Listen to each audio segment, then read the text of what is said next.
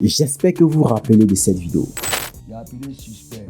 Suspect dit moi quand on envoyé son là d'abord, il va analyser, il va prendre un peu la généalogie des experts expérimentés d'une zone pénitentiaire, mélanger Mami c'est l'auto. Je dis, tu n'as pas raison. Je dis, sans que moi qui n'ai pas finalement quand on envoyé ça, t'as pas venu au studio. Ah oui, comment l'oublier, cette vidéo qui a fait le buzz sur la toile, qui a poussé tout le monde à traiter Suspect 95 de tous les noms. Mais si on s'y rappelle très bien, Suspect 95 avait répondu de façon subliminale à des Bordeaux l'un des années de milieu.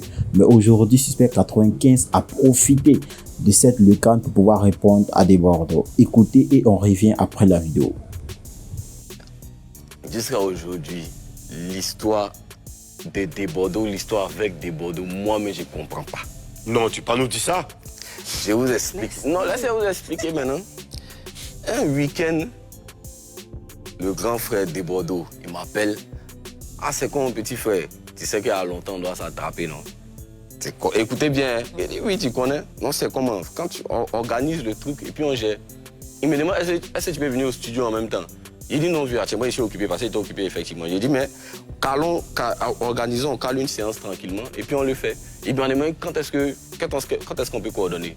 Je crois qu'on avait arrêté un mardi pour faire la séance studio. Il dit, ah, on fait ça comme ça tranquillement.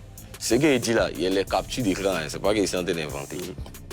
Donc quand il est fini de lui dire ça, quand on raccroche, je lui envoie un message que, ah mais vieux, envoie-moi ce que tu as déjà fait là. Envoie-moi ça. Comme ça, moi, je commence à gratter dessus. Comme tu l'as fait pour Youssoufa?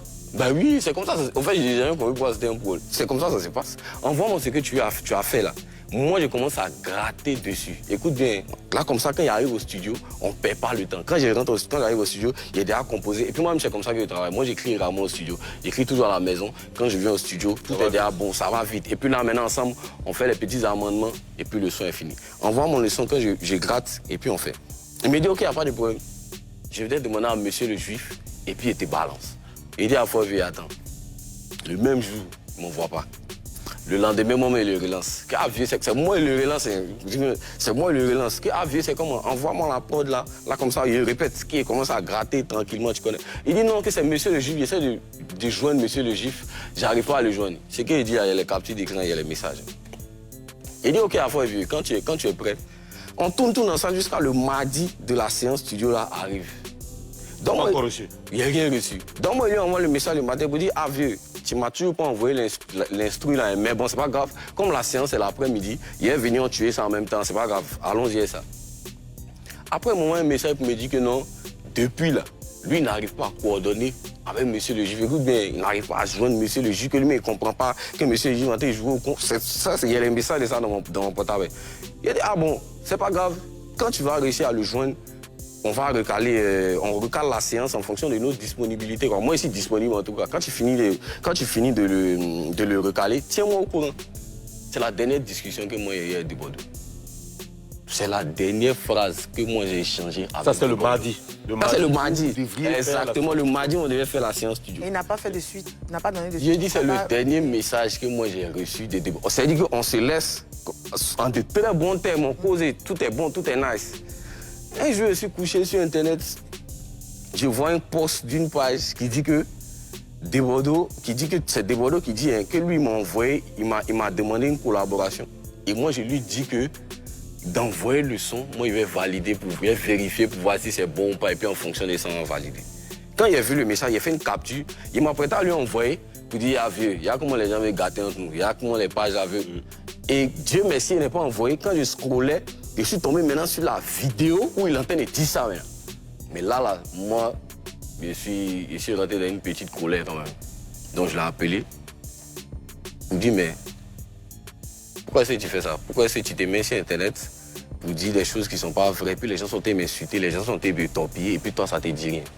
Tu sais ce qu'il me dit? Il me dit, c'est les gens qui n'ont pas compris ce qu'il dit. C'est parce que moi, j'ai voulu dire. Moi, il a mis ça dans.